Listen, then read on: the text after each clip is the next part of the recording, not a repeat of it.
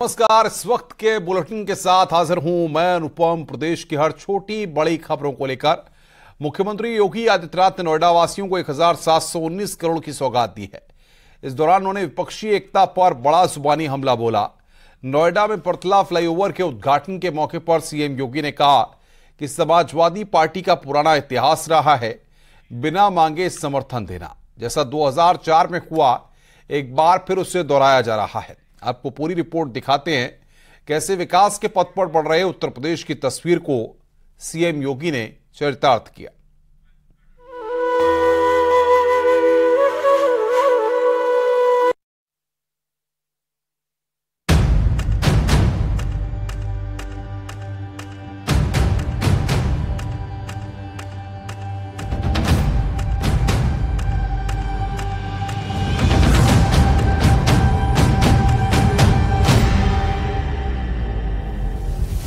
विकास के पथ पर आगे बढ़ रहा उत्तर प्रदेश नई बुलंदियों को छू रहा है। चाहे पूरब हो या पश्चिम, उत्तर हो या दक्षिण, हर ओर विकास की गंगा बह रही है और इसकी तस्वीर आज गौतम बुद्ध नगर में भी देखने को मिली। सीएम योगी ने नोएडा स्टेडियम में 124 परियोजनाओं का लोकार्पण और शिलान्यास कर नोएडा वासियों को 1719 करोड़ की सौगात दी और इसी दौरान उन्होंने विपक्षी एकता पर करारा हमला बोला। जेपी और लोहिया के नाम पर राजनीति करने वाले लोग आज फिर से लोकतंत्र विरोधी अपने कृत्यों के लिए भारत के लोकतंत्र के इतिहास को काला अध्याय में बदलने वाले उसी कांग्रेस के साथ मिलकर के भारत के खिलाफ षड्यंत्र करने में निरंतर कुछ न कुछ दुष्चक्र करने का प्रयास कर रहे हैं। राज्यों के मुख्यमंत्री 15 दलों के नेता और सामने सिर्फ एक चेहरा नरेंद्र मोदी, जिसे हराने के लिए तो ये सारे दल मंथन करने लगे, लेकिन अभी तक उस निष्कर्ष पर नहीं पहुंच पाए कि नरेंद्र मोदी के सामने कौन होगा। और इसी पर सीएम योगी ने आईना दिखाते हुए समाजवादी पार्टी से लेकर कांग्रेस तक को निशाने पर लिया। जो लोग इस पूरे जनपद को, यहाँ के विकास को बैरियर बन करके माफियाओं के साथ मिल करके यहाँ के विकास को अवरुद्ध करते थे, हमें उनको आगे बढ़ने के लिए अवसर देना है या यहाँ का विकास करके आने वाली पीढ़ी के भविष्य को उज्जवल करना है। बीजेपी विकास के नाम पर 24 के रण में दम दिखा रही है तो विपक्ष में एकजुटता के नाम पर सारे दल कमल को रोकने का प्लान तैयार कर रहे हैं।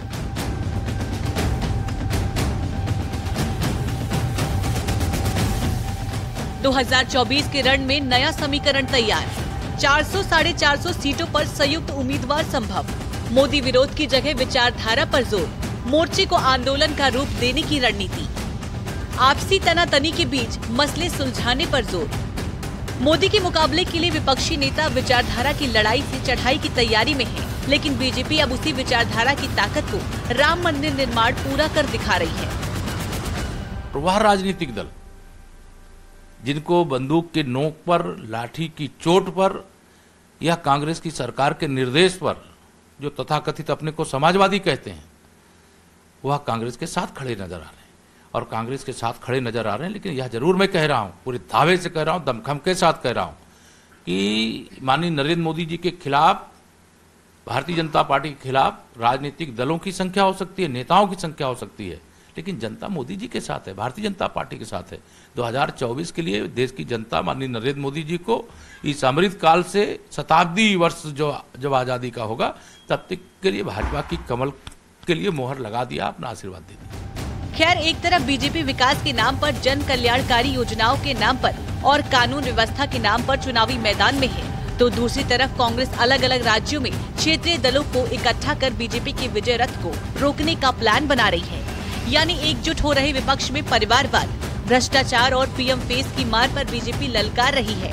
लेकिन इन सब से इतर अब बड़ा सवाल ये है कि मोदी के सामने विपक्ष से कौन।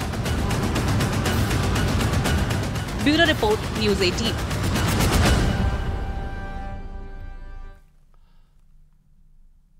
देश में 25 जून 1975 को इमरजेंसी घोषित हुई थी। आज इसकी 48वीं बरसी है, जिसे बीजेपी काला दिवस नाम दे रही है। प्रधानमंत्री नरेंद्र मोदी और गृह मंत्री अमित शाह समेत कई राजनेताओं ने इमरजेंसी को याद करते हुए इसका विरोध करने वाले साहसी लोगों को श्रद्धांजलि दी और कहा कि यह कभी न मिटने वाला कलंक है। आपको पूरी रिपोर्ट दिखाते हैं।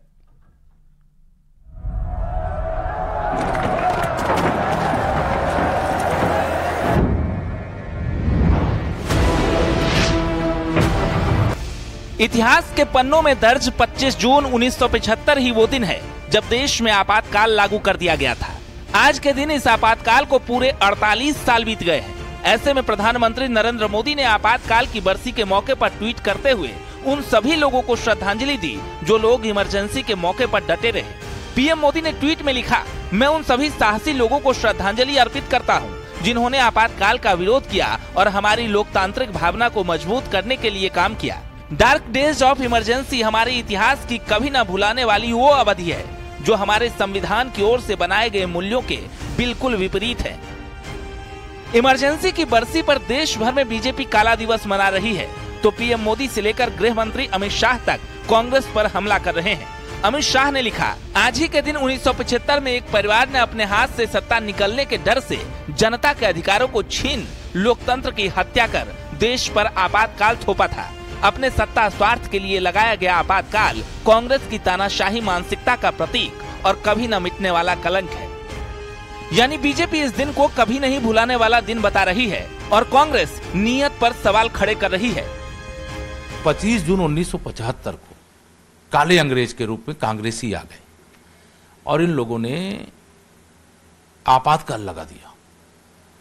इसलिए मैं कहता हूं कि कांग्रेस के डीएनए में तानाशाही है। लोकतंत्र का गला घोटने का मतलब पूरा उनका जो विचार है, जो उनकी सोच है, वो उस कांग्रेस के अंदर भरी पड़ी है। कांग्रेस के राज्यसभा सांसद प्रमोद तिवारी ने इमरजेंसी को लेकर बीजेपी पर पलटवार किया और कहा कि पटना में विपक्ष की बैठक से बीजेपी डर गई है, इसलिए तरह तरह के सवाल उठा रही है। घबराहट, चिंता, सत्ता जाती हुई दिख रही है भाजपा को, तो उसे पुरानी बातें याद आ रही है। पटना में जो सिंहनाद हुआ है उड़ा देगा आपकी सरकार को। जो लोग इकट्ठा हुए हैं, इनकी दहाड़ के आगे आपका मनोमस्तिष्क हिल सा गया है। मैं आपसे एक आग्रह करना चाहता हूं, क्या आपको वो नहीं याद कितने जनादेश उसके बाद भारत की जनता ने दिए? बीजेपी हर राज्य में काला दिवस मना रही है क्योंकि पार्टी का मानना है कि विपक्ष के नेता सत्ता के लालच में इतने व्याकुल हैं कि कांग्रेस के काले कृत्य का जिक्र तक नहीं कर पा रहे हैं।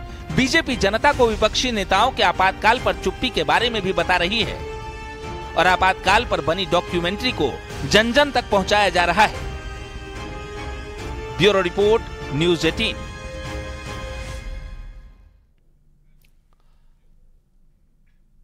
समाजवादी पार्टी के नेता आजम खान की मुश्किलें फिर बढ़ गई हैं। भड़काऊ भाषण के मामले में आजम के बरी किए जाने के आदेश के खिलाफ राज्य सरकार हाईकोर्ट में अपील करेगी।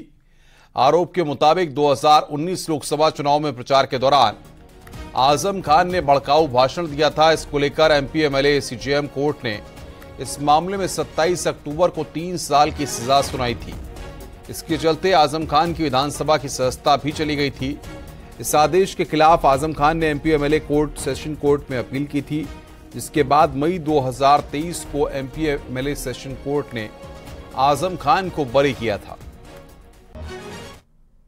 से निकल गई है। प्रक्रिया अनुसार जो है कि 1 महीने के अंदर जिला स्तर से अपील को निकल जाना चाहिए, तो 1 महीने के अंदर यहाँ से प्रेषित हो जा रही है। हमने जो नकल के सवाल डाले थे तो वो टाइम एक्सक्लूड होगा इसमें, और बाकी के जो 2 महीने रहते हैं वो उत्तर प्रदेश शासन से लेकर के माननीय उच्च न्यायालय के जो शासकीय अधिवक्ता है उनके लिए है कि विद इन 3 मंथ्स माननीय उच्च न्यायालय के समक्ष दाखिल हो जानी चाहिए।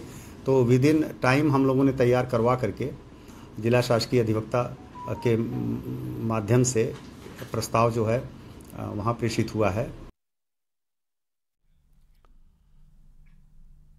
कानपुर के मशहूर ज्वेलरी प्रतिष्ठान राधा मोहन पुरुषोत्तम दास ज्वेलर्स और उससे जुड़ी ज्वेलरी शॉप पर इनकम टैक्स विभाग की 4 टीमों से छापेमारी चल रही है।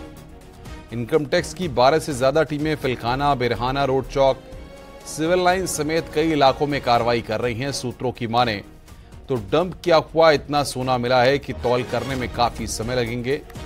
बताया जा रहा है कि ज्वेलर्स की कार के फ्लोर मैट के नीचे भी सोना मिला है। सूत्रों के मुताबिक अब तक 6 करोड़ की नकदी सीज की गई है।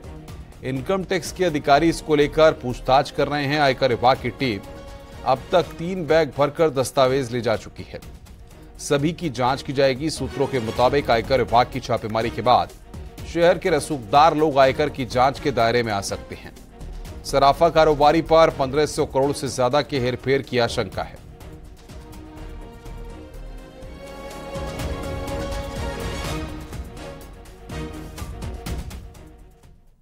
खबर बिजनौर से है। तेज बारिश ने जमकर तबाही मचाई है।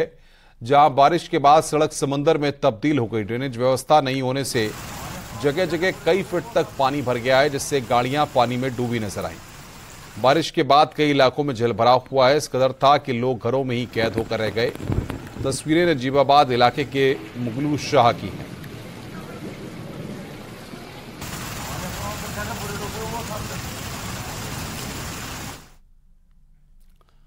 हिमाचल के कुल्लू के पास मोहल में बादल फट गया। बादल फटने से इलाके में तबाही का मंजर देखने को मिला। वहीं मंडी इलाके में भी बारिश का कहर देखने को मिला है। बादल फटने से मोहल खड्ड का जलस्तर बढ़ गया और पानी के सैलाब में कई गाड़ियां बह गई और भारी नुकसान हुआ। वहीं जलस्तर बढ़ते ही लोग अपनी जान बचाकर सुरक्षित स्थानों पर पहुंचे। जलस्तर गिरने के बाद जेसीबी की मदद से गाड़ियों को बाहर निकाला गया।